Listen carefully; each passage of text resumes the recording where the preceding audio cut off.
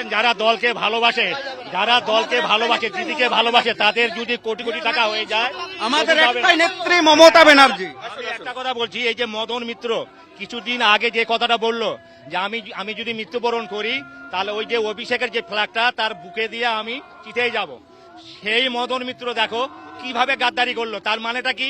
তার স্ত্রী তার পুত্রের নামে ইডি সিবিআই তলব করে দিয়েছে। হ্যাঁ, আপনি কোন এলাকার কে বিধায়ক? আমি গঙ্গারামপুরের বিধায়ক কে? আমাদের বিধায়ক হলো তোরাব হোসেন মন্ডল। হ্যাঁ, তৃণমূলের এই দলেই রয়েছে, এই দলে আছে, এই দলে আসছে, আমাদেরকে নিয়ে আসছে। হ্যাঁ, তাহলে দেখেন আমাদের একটা এমএলএ, অথচ বাড়ি হচ্ছে দক্ষিণ দিনাজপুর, তাকে এত টোপ দিচ্ছে, এত প্রেশার দিচ্ছে বিপ্লব মিত্র। আমাদের গঙ্গারামপুরে হরিরামপুরের যে নেতা, আমাদের যে তোমাদের গ্রন্থাগার মন্ত্রী ছিল, বুঝলেন, বিপ্লব মিত্র মহাশয়, তিনি আজকে রাজ্য সভাপতি। অথচ চিন্তা করেন মমতা ব্যানার্জি তাকে এত শ্রদ্ধা করতো, এত ভালোবাসতো, তাকে 2-3বার মন্ত্রী দিয়েছে। হ্যাঁ, সে গাদ্দার আজকে আমাদের ছেড়ে আজকে তো ঋতপদ শিবিরে নাম লিখিয়েছে। তার মানেটা কি? তার মানে তার কোটি কোটি টাকার প্রপার্টি হয়ে গেছে, কোটি কোটি। আপনি কোন এলাকা? বলুন, আপনি কোন এলাকা? আমি রাসবিহারী বিধানসভা। রাসবিহারী বিধানসভা। তাহলে এই মুহূর্তে স্বপন দাশগুপ্ত, আপনার যে নেতা দাঁড়িয়েছিল তৃণমূলের, সেও তো অন্য দলে, আপনি ওখানে আমাদেরকে এত চিল্লে জয় বাংলা স্লোগান দিচ্ছিলেন, হ্যাঁ, কিন্তু আপনার বিধায়ক যে দাঁড়িয়েছিল সেই অন্য দল। আমি বলে দিচ্ছি, আমার বিধায়কের নাম ছিল দেবাশিস কুমার, ঠিক আছে? উনি যে দল ত্যাগ করে গেছেন, কিসের জন্য গেছেন জানেন তো? এগুলো জানেন না? ওনার অফিস থেকে তিরপল এইসব জিনিসগুলো যে পাওয়া গেছিল, আবার ওনার নামে কত বদনাম আছে আপনারা জানেন? এগুলো আপনারা যখন একেবারে তৃণমূল স্তরে কর্মী ছিলেন তখন জানতেন না? শুনুন, এমন জায়গায় জায়গায় মাল ওরা লুকিয়ে রাখতো, কর্মীরা কেউ জানতো না। সারা পশ্চিমবাংলায় এরকম ঘটনা ঘটেছে। আপনি ফিরাদ হাকিম, মানে সেই গত তৃণমূলের মধ্যেই খুঁত ছিল। শুনুন, মমতা ব্যানার্জিকে অজান্তে সামনে রেখে ববি হাকিম বলুন, মদন মিত্র বলুন, আমাকে যদি ক্যামেরায় যদি দেখায়, ববি হাকিমও আমাকে চেনে, মদন মিত্রও আমাকে চেনে।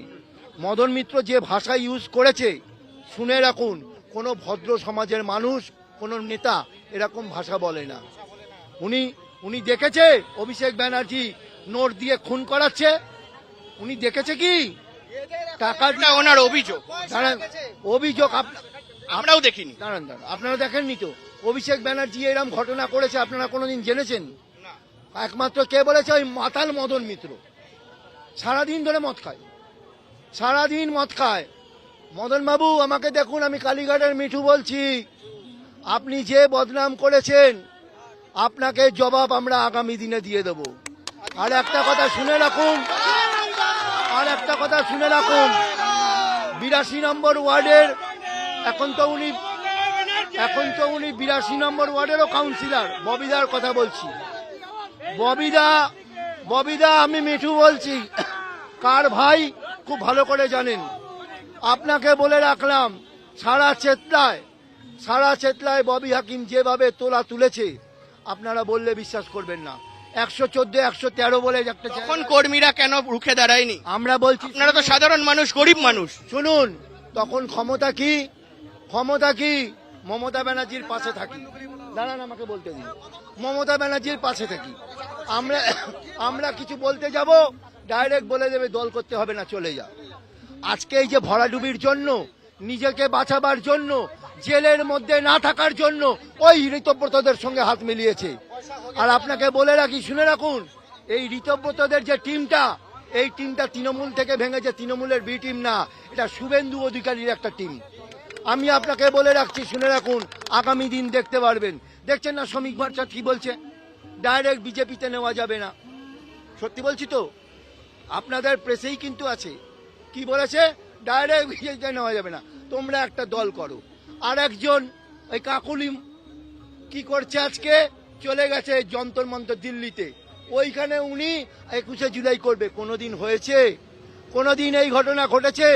21শে জুলাই 13 শহীদের রক্ত ওই মেয়র রোডে, আমরা ওইখানে উপস্থিত ছিলাম। আর একটা কথা শুনে রাখুন, ববিদা শুনুন, ববিদা বলেছে ওই দিন নাকি উনি মেয়র রোডে ছিলেন। ডাহা মিথ্যে কথা বলেছে। ডাহা মিথ্যা কথা বলেছে। রজপাল সিং এর নেতৃত্বে যখন গুলি চলছিল ওই স্পটে আমরা ছিলাম, আমরাও শহীদ হতে পারতাম।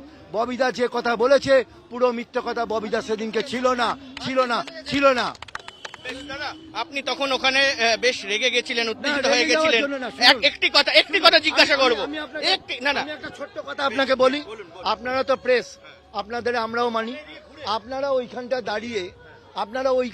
দাঁড়িয়ে যেভাবে বললেন তেমন ভাবে লোক এখনো আসেনি। আমি একটা ওটা আমার আপনার কি মনে হচ্ছে যে লোক আসেনি? একবার ক্যামেরাটাকে ওপরের দিকে তুলে রাখুন। আর আমি সারা কলকাতা, একবার আপনাকে সারা কলকাতা থেকে, সারা পশ্চিম বাংলা থেকে মানুষ এই বিড়লা তারামণ্ডলের দিকে আসছে। একটু ওয়েট করুন, একটু ওয়েট করুন। এটা তো মানবেন, কিন্তু এটা তো মানবেন।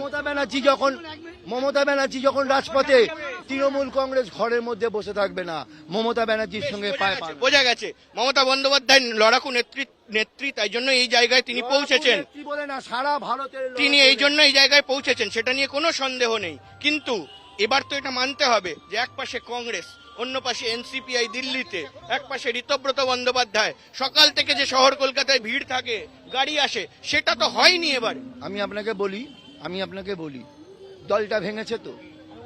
গাদ্দাররা, মির্জাফররা পালিয়েছে। কেন পালিয়েছে?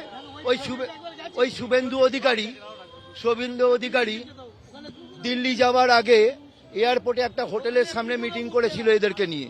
আমি একটা কথাও কিন্তু মিথ্যা কথা বলছি না। হোটেলে মিটিং করেছিল, ওই মিটিং এ বলে দিয়েছে আমরা মমতা বন্দ্যোপাধ্যায়, অভিষেক ব্যানার্জিকে চাই না বাংলায়। তোমাদের যদি বাঁচবার যদি চেষ্টা না করো আমি কিন্তু ফাইল ধরে টানবো। আবার জেলে যাবে তো। এটা কি সত্যি বলেছে? বলেছে তো। আজকে দুদিন আগে ববি হাকিম কত কথা বললো শুভেন্দুর নামে। হঠাৎ শুভেন্দু ভালো হয়ে গেল। শুভেন্দুদা আজকে অনেক ভালো ওনার কাছে, তাই তো।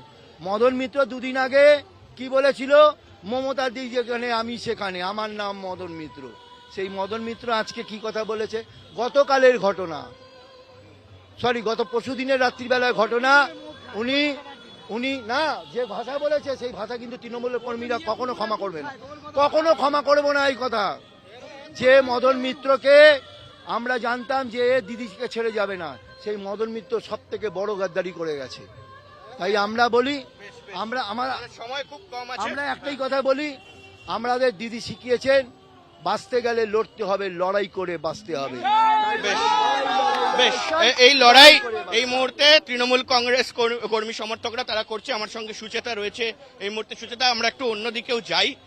আমরা কথা বললাম, বেশ উত্তপ্ত জনতা ছিল, সেখান থেকে আমরা কথা বলে বিষয়টাকে ক্লিয়ার করলাম।